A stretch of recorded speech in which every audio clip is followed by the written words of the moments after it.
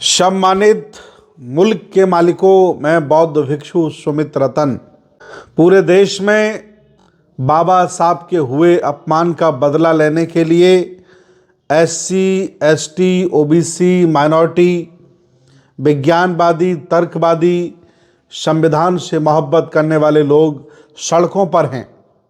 सभी सामाजिक संगठन, सभी राजनीतिक संगठन, सभी सड़कों पर हैं और एक मांग कर रहे हैं कि भारत का गृह मंत्री अमित शाह सिर्फ माफ़ी मांग ले और सब लोगों से कह दे कि हमसे गलती में ये शब्द निकल गए हैं, मैं बाबा साहब का सम्मान करता हूँ।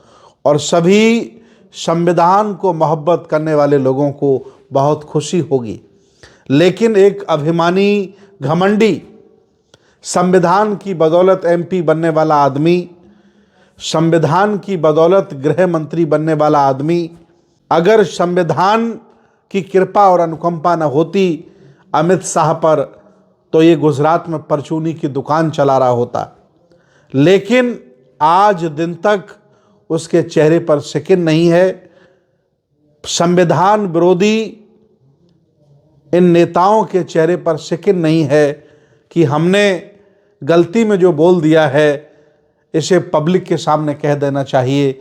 इससे लोकतंत्र का और सम्मान बढ़ जाता। इससे देश भारत की संस्कृति, सभ्यता और दर्शन को और सम्मान मिल जाता।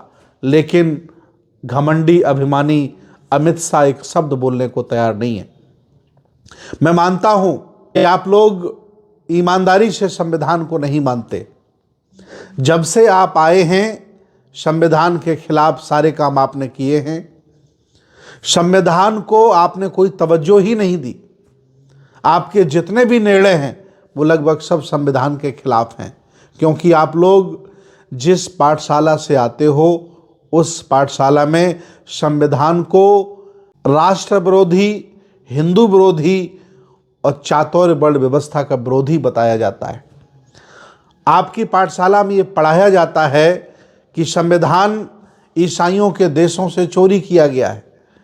ये संविधान ऋषि मुनियों के खिलाफ है, भारत के कल्चर के खिलाफ है। इसलिए आपकी पाठशाला पर आज भी राष्ट्रध्वज नहीं फहराया जाता। आज भी देश भारत की संस्कृति, सभ्यता से कोई आपको लगाव नहीं है।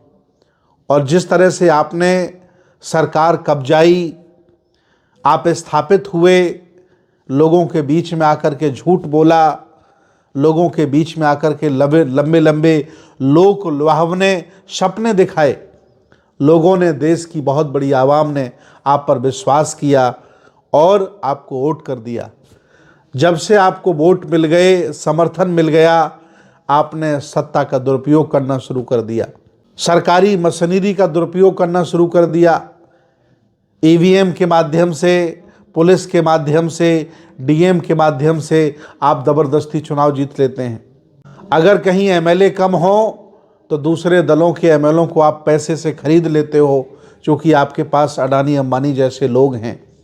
और सुबह से लेकर शाम तक हक वंचित, असहाय, कमज़ोर और देश के मूल निवासियों के साथ आप तरह तरह के जुर्म करते हो, अत्याचार करते हो। जाने कितने थानों में रिपोर्टें दर्ज नहीं की जाती, कोई बोलने वाला नहीं है। और अंदर की भावना जब संसद में आपके मुख से निकल जाती है, ये अंदर की भावना है जो आपके अंदर बैठी है, नफरत की भावना।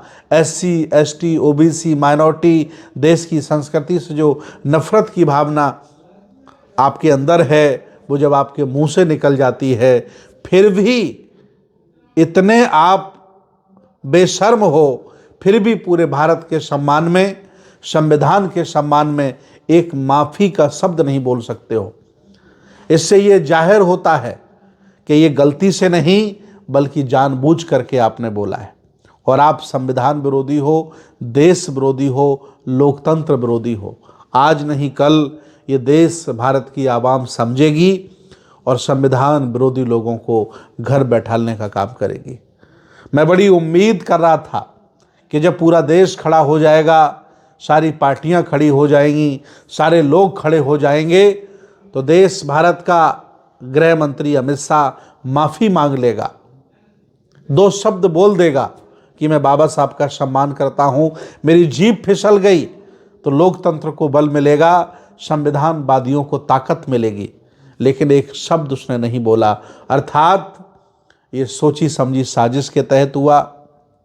अंदर की भावना आपकी ऐसी है और आप अगर स्थापित इस देश पर बने रहे तो ये देश बर्बाद आप कर दोगे। वैसे भी आपने अरबों खरबों रुपए लेकर भारत से तमाम लोगों को भगा दिया है।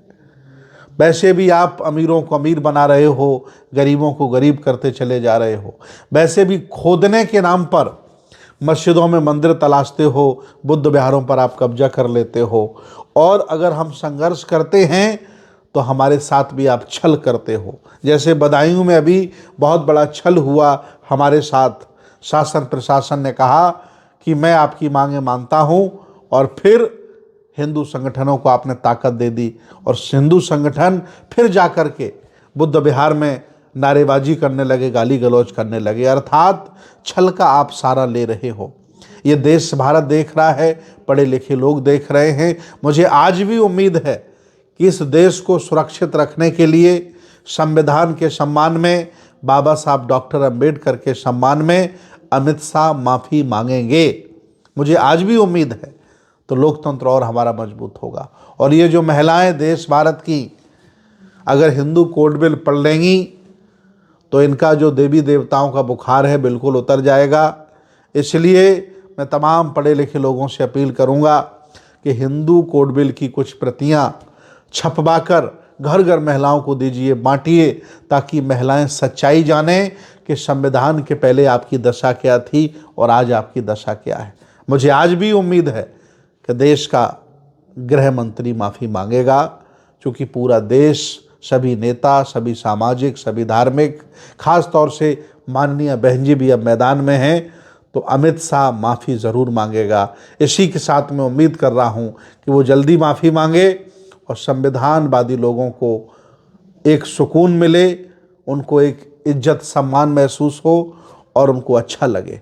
मैं इंतज़ार करूंगा कि आखिर वो माफ़ी कब मांगेंगे, और मुझे उम्मीद है वो ज़रूर माफ़ी मांगेंगे। बहुत बहुत धन्यवाद, बहुत बहुत साधुवाद।